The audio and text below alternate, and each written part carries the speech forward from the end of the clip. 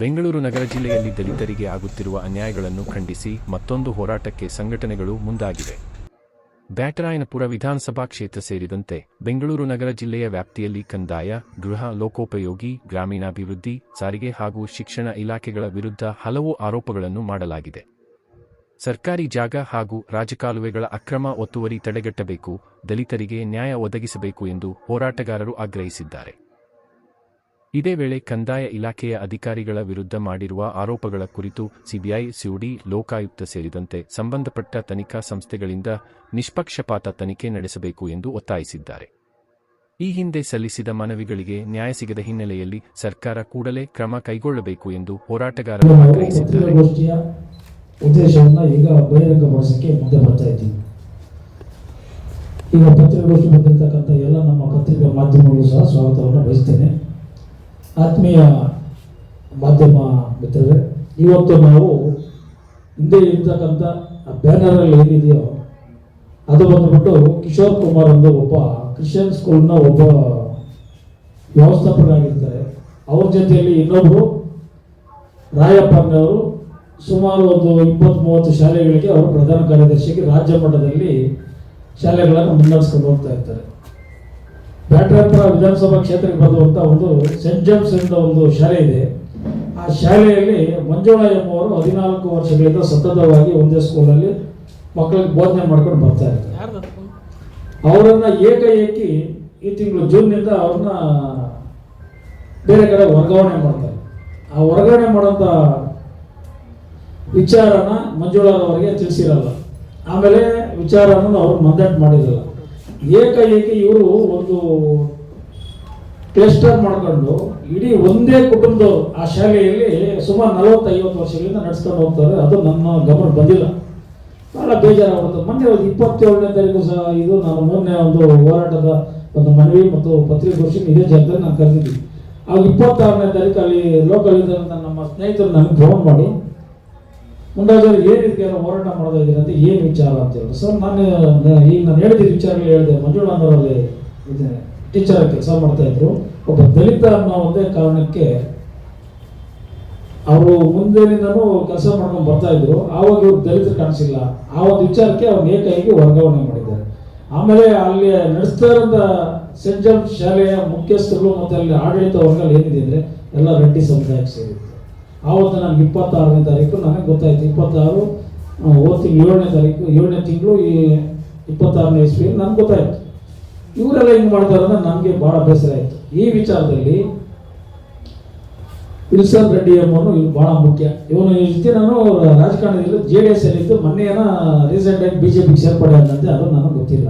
BJPಗೆ ಏನು ಸೇರ್ಪಡೆ ಆದಂತೆ ಈ ವಿಚಾರದಲ್ಲಿ ಕ್ರಿಶ್ಚಿಯನ್ಸ್ ಕೆಲವೊಂದು ವಿಚಾರಗಳಲ್ಲಿ ಸರ್ವೋಚ್ಚ ನ್ಯಾಯಾಲಯದ ಜಸ್ಟಿಸ್ ಬಾಲಕೃಷ್ಣ ಆಯೋಗದ ಒಂದು ವರದಿ ಮಾಡಿದ್ದಾರೆ. ಕೆಲವು ಕ್ರಿಶ್ಚಿಯನ್ ಏನಿದ್ರೆ ಅವ್ರಿಗೆ ಮತಾಂತರ ಹೊಂದಿದ್ರೆ ಅವ್ರಿಗೆ ಸರ್ಕಾರದಿಂದ ಏನು ಸೇವೆಗಳು ಸೇರಲ್ಲ ಆಗೀಗ ಅಂತ ಹೇಳಿದಕ್ಕೆ ಈ ಒಂದು ವಿಚಾರಗಳನ್ನು ಒಳ್ಳೆ ಪ್ರಚಾರಗಳಾದಂಥ ಮಧ್ಯದಲ್ಲಿ ಈ ರಾಜಕಾರಣ ಸೇರಿ BJP ಸೇರ್ಕೊಂಡಿಲ್ಲ. ಅವ್ರು ಸ್ವಯಂ ಪ್ರೇರಣೆಯಲ್ಲಿ ಅವ್ರಿಗೂ ಮತದಾನ ದಕ್ಕಿದೆ, ಎಲ್ಲ ಸೇರಿ ಅದಕ್ಕೆ ನಾವೇನು ನಮ್ದೇನು ಅಭ್ಯಂತರ ಇಲ್ಲ. ಆದರೆ ಇವರೇ ಒಂದು ವಿಲ್ಸನ್ ರೆಡ್ಡಿ ಅವರ ಕುಟುಂಬಸ್ಥರಾದಂಥ ಆಲ್ಬರ್ಟು, ಜೆಸಿಂತಾ, ಜಸ್ಮಿನ್, ಅರ್ಚನಾ, ಇನ್ನೂ ಹಲವಾರು ಒಂದೇ ಕುಟುಂಬದವರು ಸುಮಾರು ಅದು ಆ ಶಾಲೆ ಎಲ್ಲ ಸರ್ಕಾರಿ ಜಾಗಕ್ಕೆ ಸೇರಿದ್ದಂತೆ. ಅದು ಇನ್ನು ಈಗ ಸರ್ವೆಗೆ ಹೋಗ್ಬೇಕು, ಮಾಹಿತಿನೂ ತಗೊಬೇಕು. ಸುಮಾರು ಒಂದು 15-20 ಎಕರೆ ಜಾಗ ಇದೆ. ಅದರಲ್ಲಿ ಒಂದು 5 ಎಕರೆ ಜಾಗ ಸರ್ಕಾರಿ ಜಾಗನೇ ಒತ್ತುವರಿ ಮಾಡಿದ್ದಾರೆ ಅಂದರೆ ಮಾಹಿತಿ ಇದೆ. ಈ ವಿಚಾರಗಳಲ್ಲಿ ನಾವು ಒಂದು ಮಾಹಿತಿ ಕಲೆಕ್ಟ್ ಮಾಡ್ಕೊಂಡು ವ್ಯವಸ್ಥಿತವಾಗಿ ನಾವು ಮುಂದುವರಿಸ್ತೀವಿ. ಆಮೇಲೆ ಏಕಾಏಕಿ ಮಂಜುಳಾರವರನ್ನ ವರ್ಗಾವಣೆ ಮಾಡಿರೋ ವಿಚಾರದಲ್ಲಿ ನಾವು ಸಂಬಂಧಪಟ್ಟಂಥ ಶಿಕ್ಷಣ ವರ್ಗಕ್ಕೆ ಸಂಬಂಧಪಟ್ಟಂಥ ಆಡಳಿತ ವ್ಯವಸ್ಥೆಯನ್ನು ಮಾಡ್ತಾ ಇರ್ತಂಥ ನಮ್ಮ BO ಸಾಹೇಬರಿಗೆ ಮತ್ತು ಉಪ ನಿರ್ದೇಶಕರಿಗೆ, ಆಯುಕ್ತರಿಗೆ ಸುಮಾರು ಒಂದು 7-8 ಅರ್ಜಿಗಳು ಕೊಟ್ಟಿದ್ದೀನಿ. ಸರ್, ಇವರು ಕಾನೂನು ಬಾಹಿರವಾಗಿ ಇದು ಮಾಡಿದ್ದಾರೆ. ಆಮೇಲೆ ಅವ್ರಿಗೆಲ್ಲ ನೀವು ಹೆಂಗೆ ಲೈಸೆನ್ಸ್ ಕೊಟ್ಟು ಸ್ಕೂಲ್ ನಡೆಸೋಕೆ ಇದು ಮಾಡ್ತೀರಿ? ಅಲ್ಲಿ ಕರ್ನಾಟಕದಲ್ಲಿ ನಮ್ಮ ಕನ್ನಡಕ್ಕೆ ಅಧ್ಯಾಯ ಇಲ್ಲ ಅಂದರೆ ನೀವು ಬೇರೆ ಬೇರೆಗೆಲ್ಲ ಯಾವ ರೀತಿ ನೀವು ನಡೆಸ್ತೀರಿ? ಇದನ್ನು ಇಮಿಡಿಯೇಟ್ಲಿ ನೀವು ಮಾಡೋ ರದ್ದು ಮಾಡಿ ಅಂತೇಳಿ 106 ಸರಿ ನಾನು ಹೇಳ್ಕೊಂಡು ಫೋನ್ಗಳು ಮಾಡಿದ್ರು ಈ ನೀತಿಗೆಟ್ ಅಂತ ಭ್ರಷ್ಟ ಶಿಕ್ಷಣ ಕ್ಷೇತ್ರ ಅಧಿಕಾರಿಗಳು, ಆಮೇಲೆ ಉಪ ನಿರ್ದೇಶಕರು, ಈ ಆಯುಕ್ತರು ಅವ್ರು ಕೊಡೋಂಥ ಎಂಜಲ್ ಕಾಸು ಇಳಿಸ್ಕೊಂಡು ಅವ್ರಿಗೇನೆ ನೀವು ಮುಂದುವರ್ಸ್ಕೊಂಡು ಹೋಗ್ತಾ ಇದ್ದೀರಿ ಅಂದರೆ ಇದು ಯಾವ ರೀತಿಯಲ್ಲಿ ಶಿಕ್ಷಣ ಇಲಾಖೆ ನೀವು ಮುಂದುವರ್ಸ್ಕೊಂಡು ಹೋಗ್ತಾ ಇದ್ದೀರಿ? ಇವತ್ತು ನಾವು ಹೋರಾಟನ ಮಾಡಬೇಕಾಗಿತ್ತು, ಮನವಿಯನ್ನು ಕೊಡಬೇಕಾಗಿತ್ತು. ಇವತ್ತು ಹೋರಾಟ ಮಾಡೋಂಥ ವಿಚಾರದಲ್ಲಿ ನಾನು ಪೊಲೀಸ್ ಅಧಿಕಾರಿಗಳಿಗೂ ನಾವು ಕೇಳಿಕೊಂಡಾಗ ಇವತ್ತು ಸುಮಾರು ಹೋರಾಟಗಳಿದೆ, ಮುಂದಿನ ದಿನಗಳಲ್ಲಿ ಮಾಡಿ ಅಂತ ಅವಕಾಶ ನಾನು ಮಾಡಿಕೊಡ್ರು. ಬರೋ ತಿಂಗಳು 27ನೇ ತಾರೀಕು, ಬರೋ ತಿಂಗಳಲ್ಲ ಇದೇ ತಿಂಗಳು 27ನೇ ತಾರೀಕು ಒಳ್ಳೆ ಹೋರಾಟನ ಹಮ್ಮಿಕೊಂತೀವಿ ಫ್ರೀಡಮ್ ಪಾರ್ಕಲ್ಲಿ. ಆವಾಗ ಈ ಅಧಿಕಾರಿಗಳನ್ನ ಇಮಿಡಿಯೇಟ್ಲಿ ಅಮಾನತುಗೊಳಿಸಬೇಕು ಶಿಕ್ಷಣ ಇಲಾಖೆಯಲ್ಲಿ. ಒಂದು ದಲಿತ ಮಹಿಳೆಗೆ ಈ ಥರ ಅನ್ಯಾಯ ಮಾಡ್ತಾ ಇರೋದು ಬಹಳ ಖಂಡನೆಯಾಗಿರ್ತದೆ. ಆ ಒಂದು ವಿಚಾರದಲ್ಲಿ ಇಡೀ ರಾಜ್ಯದಂತ ಎಲ್ಲ ಶಿಕ್ಷಣ ಕ್ಷೇತ್ರಗಳಲ್ಲಿನೂ ಸಹ ಈ ಥರ ಮಾಡಬಾರ್ದು ಅಂತ ಹೋರಾಟ ನೀವು ಕಲಿಸ್ತೀವಿ ಪಾಠ. ನಾವು ಹೋರಾಟಗಾರರಿಗೆ ಸುಮ್ಮನೆ ಇರಲ್ಲ, ಕಲಿಸ್ತೀವಿ. ಅಷ್ಟರೊಳಗಡೆ ಏನಲ್ಲ ಅವ್ರಿಗೇನ ಅದೇ ಜಾಗದಲ್ಲಿ ಕರೆದು ಹೊಸದು ಮಾಡಲಿಲ್ಲ ಅಂದರೆ ಭಾಳ ಇದಾಗುತ್ತೆ.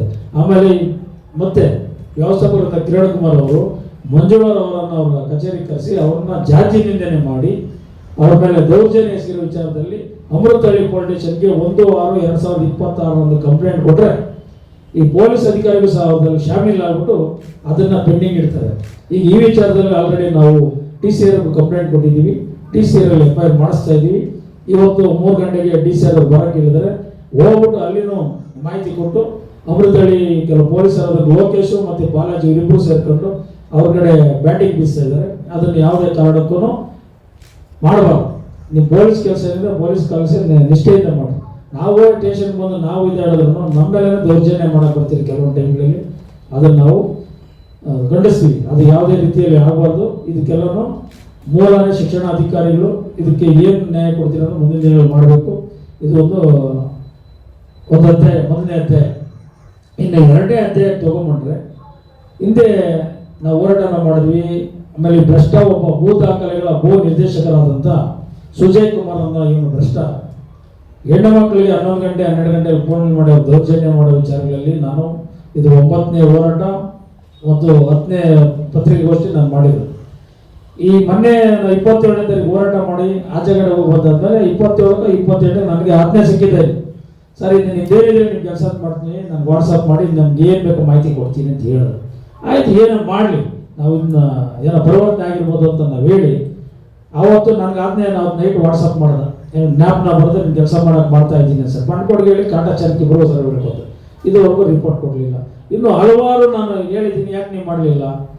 ಆಮೇಲೆ ಅಲ್ಲಿ ಒಬ್ಬ ತರಲೆ ಒಬ್ಬನಿದ್ದಾನೆ ಅಧಿಕಾರಿ ಅದಲ್ಲ, ಅವನು KT ಶ್ರೀನಿವಾಸ್ ಅನ್ನೋನು KR ಪುರಮಲ್ಲಿ 16ರಿಂದ 17 ವರ್ಷ ಒಂದೇ ಜಾಗದಲ್ಲಿ ಕೆಲಸ ಮಾಡಿಕೊಂಡು ಅವನ ಅವ್ಯವಹಾರಗಳನ್ನು ಖಂಡಿಸಿ ಲೋಕಾಯುಕ್ತಕ್ಕೆ ಸಿಕ್ಕಾಕೊಂಡು 1 ತಿಂಗಳು ಜೈಲಲ್ಲಿ ಇರ್ತಾನೆ. ಆಮೇಲೆ ಅಲ್ಲಿ ಏನೋ ಕೆಲಸ ಮಾಡೋ ಅಧಿಕಾರಿಗಳಿದ್ರೆ ಅಲ್ಲಿ ಇವತ್ತು ಸಿಬ್ಬಂದಿನ ಅಲ್ಲಿ ನೇಮಕ ಮಾಡ್ತಾನೆ. ನೀವು ಎಲ್ಲೇನೇ ನಡೆದು ನಾನು ಮಾಹಿತಿ ಕೊಡ್ಬೇಕಂತೇಳಿ 5 ಕಡೆ ಇದೆ, 5 ತಾಲೂಕುಗಳಲ್ಲಿ ಸಹಾಯಕ ನಿರ್ದೇಶಕರಿದ್ದಾರೆ ಭೂ ದಾಖಲೆಗಳ ಇವರು. ಅದರಲ್ಲಿ ಒಂದು 3-4 ಜನ ಎಲ್ಲ ಕಡೆ ನಮ್ಮ SCಗಳಿದ್ದಾರೆ. ಆ SCಗಳಿಗೂ ಏಕೋಚಿಗಳಲ್ಲಿ ಬೈಯೋದು, ಆಮೇಲೆ ಕೆಟ್ಟ ಮಾತು ಬಡೋದು ಕೆಲವು. ಆಮೇಲೆ ಆದ್ದೇ ಒಂದು ಇಟ್ರಲ್ ರೂಲ್ ನಡೀಬೇಕು ಭೂ ದಾಖಲೆಗಳ ಇಲಾಖೆಯಲ್ಲಿ. ಇವ್ರು ಯಾರು, ಇವ್ರು ಹಿಟ್ಲರ್ ಆಡಳಿತ ನಡೆಸಕ್ಕೆ ಇವ್ರು ಏನಿದೆ ಕೆಲಸ ಇವ್ರು ಮಾಡ್ಕೊಂಡು ಹೋಗ್ಬೇಕು. ಆಮೇಲೆ ಏನೋ ಮಾಡಲಿಲ್ಲ ಅಂದರೆ ಸಂಬಂಧಪಟ್ಟ ಮೇಲಿನ ಅಧಿಕಾರಿಗಳು ಗಮನಕ್ಕೆ ತರಬೇಕು. ಈ ವಿಚಾರದಲ್ಲಿ ನೀವು ಯಾಕೆ ಇದು ಮಾಡ್ತಾ ಇದ್ದೀರಾ? ಸುಮಾರು 1000 ಎಕರೆ ಕೆರೆ ಭೂಮಿಗಳು ಒತ್ತುವರಿ ಮಾಡಿದ್ದಾರೆ, ರಾಜಕಾಲುವೆಗಳು ಒತ್ತುವರಿ ಮಾಡಿದ್ದಾರೆ. ಇದಕ್ಕೆಲ್ಲ ಕಡಿವಾಣ ಹಾಕ್ರಿ ಅಂತೇಳಿ ನಮ್ಮ ಮನೆಗೆ ನಾನು ಕೊಡಿ ಅಂತ ನಾನು ಒಂದು ಅರ್ಜಿ ಹಾಕೊಂಡಿದ್ದೀನ. ಏನನ್ನ ಮಾಡ್ತಾ ಇದೀವ ಸಾರ್ವಜನಿಕ ಅನುಕೂಲ ಆಗಲಿ. ಇವತ್ತು ಮಳೆಗಳು ಬಂತು, ರೈತರೆಲ್ಲ ನೀರುಗಳಿಲ್ಲ ಒದ್ದಾಡ್ತಾರೆ, ದನ ಕರಗಳು ಕುಡಿಯೋಕೆ ನೀರುಗಳಿಲ್ಲ. ಆ ರಾಜ್ಯಗಳ ಹರಿಯ ನೀರು ಒಂದು ಕಡೆ ಕುಟ್ಟಿಗಳಿಗೆ ನೀರು ಕುಡಿಯೋಕೆ ಅನುಕೂಲ ಆಗುತ್ತೆ. ಇವೆಲ್ಲ ಮಾಡಿ ಅಂತ ನಾವು ಹೇಳಿದ್ರೆ ರಾಜಕಾಲುವೆ ಒತ್ತುವರಿ ಮಾಡೋರಿಗೆ ಕದಾಗಲಿ ಮಾಡ್ಕೊಡ್ತೀರಾ, ಕೆರೆ ಒತ್ತುವರಿ ಮಾಡೋರಿಗೆ ದಾಖಲಾತಿ ಮಾಡ್ಕೊಡ್ತೀರಾ. ನೀವು ಅವ್ರು ಕೊಡೋಂಥ ಎಂಜಲ್ ಕಾಸು ತಗೊಂಡು ಮೋಜು ಮಸ್ತಿಗೆ ಮಾಡ್ಕೊಂಡು 12 ಗಂಟೆ 1 ಗಂಟೆಯಲ್ಲಿ ಇಟ್ಕೊಂಡು ಮಾಡೋದು, ಇದೆಲ್ಲ ದೌರ್ಜನ್ಯ ಅವೆಲ್ಲ ಬಿಡಬೇಕು. ಆಮೇಲೆ KR ಪುರಮಲ್ಲಿ ಮಂಜುನಾಥ್ ಅನ್ನೋ ಒಬ್ಬ ಇವ್ರನ್ನ ಡೆಪ್ಯುಟೇಷನ್ ಹಾಕಿದ್ದಾರಂತೆ ಬೇರೆ ಕಡೆ ಕೇಸ್. ಅದು ನನಗೆ ನೆನ್ನೆ ಗೊತ್ತಾಯ್ತು ವಿಚಾರ ಎಲ್ಲ. ಸರ್ ಹಿಂಗೆಲ್ಲ ಮಾಡ್ತಾವ್ರೆ, ನಮ್ಮ ಹುಡುಗರಲ್ಲಿ ತುಂಬ ಕೆಲಸ ಸಣ್ಣ ಪುಟ್ಟ ಕೆಲಸ ಮಾಡ್ಕೊಂಡಿರ್ತಾರೆ, ಅವ್ರಿಗೆ ಸ್ವಲ್ಪ ಸಹಾಯ ಮಾಡೋದಿರ್ತಾರೆ. ಅಲ್ಲಿ ಡೆಪ್ಯುಟೇಷನ್ ಹಾಕಿದ್ದಾರೆ. ಏನಕ್ಕೆ ಡೆಪ್ಯುಟೇಷನ್ ಆಗೋದು? ಅದೇ ಯಾರು ಹೇಳೋದು, KT ಶ್ರೀನಿವಾಸ್ ಮತ್ತು ಭಾನುಪ್ರಕಾಶ್ ಅಂತ ಇಬ್ಬರು ತರಲೇಳಿ ಸೇರ್ಕೊಂಡವ್ರು ಇಲ್ಲಿ ಜಿಲ್ಲಾ ಕಚೇರಿಯಲ್ಲಿ ಅವ್ರ ಕಡೆಯಿಂದ ರೌಂಡರು. ಆಮೇಲೆ ಇವನು KT ಶ್ರೀನಿವಾಸ್ ಎಲ್ಲ MLA ಮನೆಗೆ ಹೋಗೋದು, ರೇಟ್ ಫಿಕ್ಸ್ ಮಾಡ್ಕೊಂಡೋದು, 28 ವಿಧಾನಸಭಾ ಕಾನ್ಸ್ಟಿಟ್ಯೂನ್ಸಿ MLA ಅಂತ ನೋಡೋದು.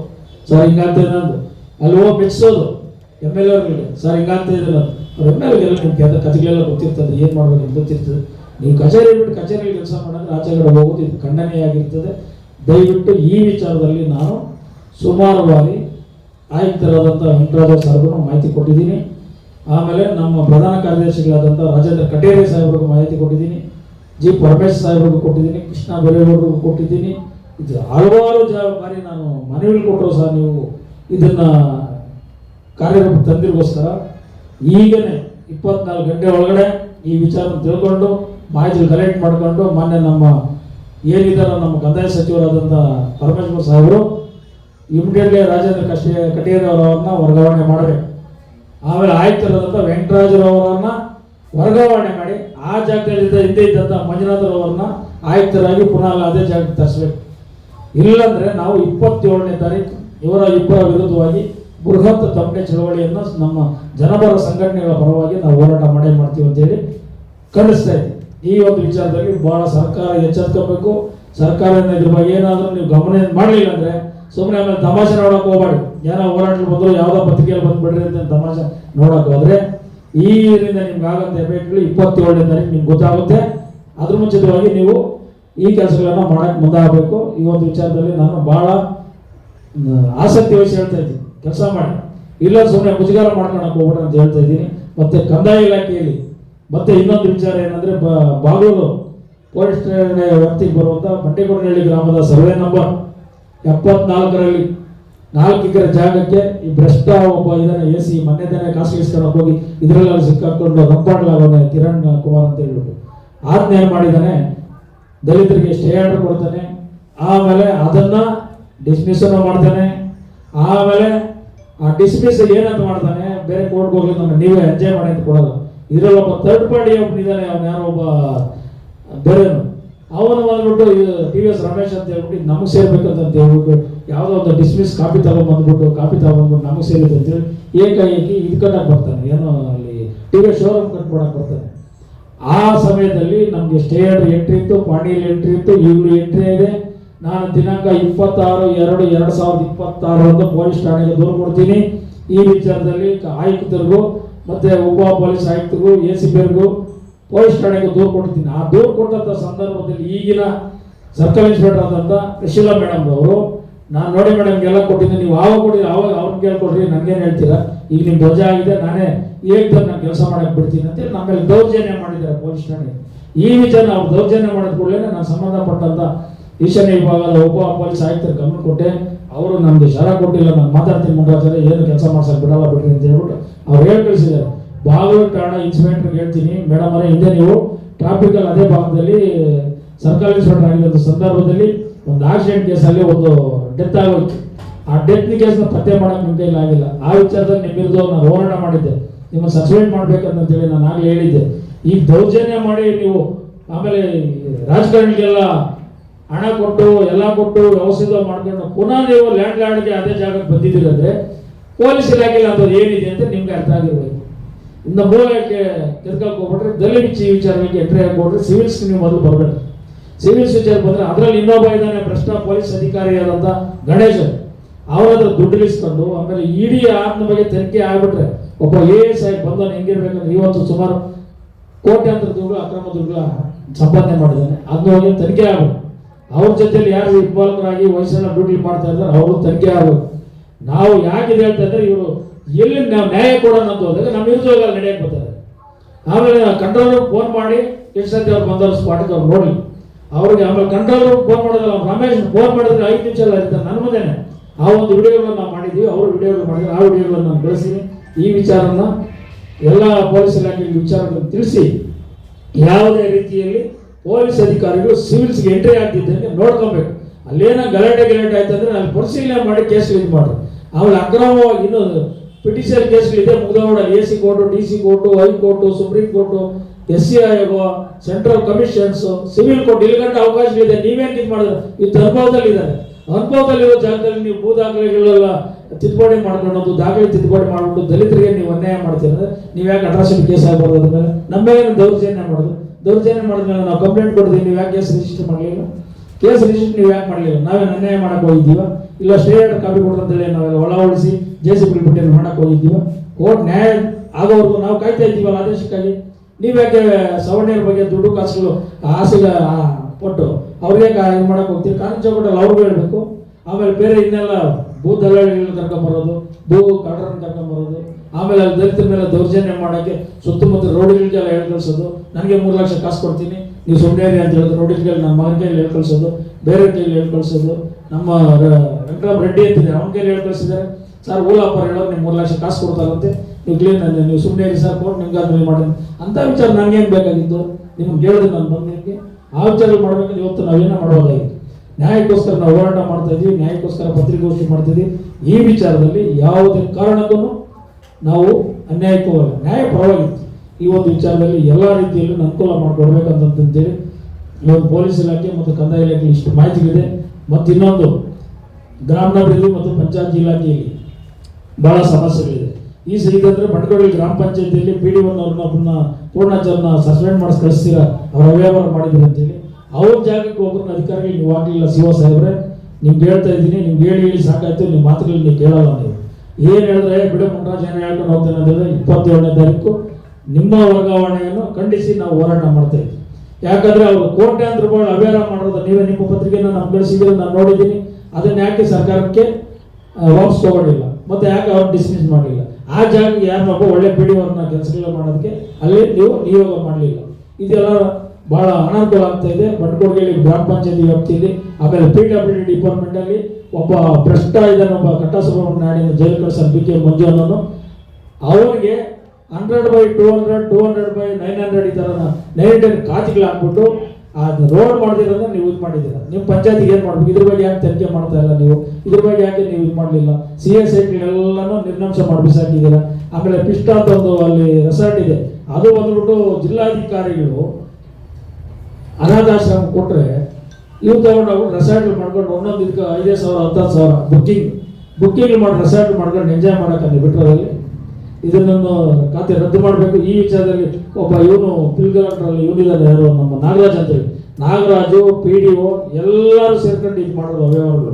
ಆಮೇಲೆ ಇವಾಗ ಏನು PD1 ನೀವು ಸಸ್ಪೆಂಡ್ ಮಾಡಿದ್ರು ಆ ವಿಚಾರದಲ್ಲಿ ಬಿಲ್ ಕಲೆಕ್ಟರ್ನ, ಸೆಕ್ರೆಟರಿನ, ಅಲ್ಲಿರೋ ಸಿಬ್ಬಂದಿಯರೆಲ್ಲರನ್ನ ನೀವು ಸಸ್ಪೆಂಡ್ ಮಾಡಬೇಕಾಯ್ತು. ಏಕಾಏಕಿ ಓಪನ್ ಮಾಡೋದು ಇದು ಖಂಡಿಸ್ತೀವಿ ನಾವು. ಎಲ್ಲರನ್ನೂ ಮಾಡಿ 27ನೇ ತಾರೀಕು ನಿಮ್ಗೆ ಅಲ್ಲಿ ವರ್ಗಾವಣೆ ಮಾಡಿಸೋ ಜವಾಬ್ದಾರಿ ನಮಗಿರ್ತದೆ. ನಾವು ಮಾಡಿಸ್ತೀವಿ CO ಸಾಹೇಬ್ರೆ. ಇದೊಂದು ಹೆಚ್ಚಿನ ಗಟ್ಟಿಯಾಗಿರ್ತದೆ. ಈ ವಿಚಾರ ನಾನು ಸಂಬಂಧಪಟ್ಟಂತ ಎಲ್ಲ ನಿಮ್ಮ ದೊಡ್ಡ ಅಧಿಕಾರಿಗಳಿಗೆ ಕೊಟ್ಟಿದ್ದೀನಿ. ಆಮೇಲೆ ನಾನು ಸಚಿವರ ಗಮನಕ್ಕೂ ತಂದಿದ್ದೀನಿ.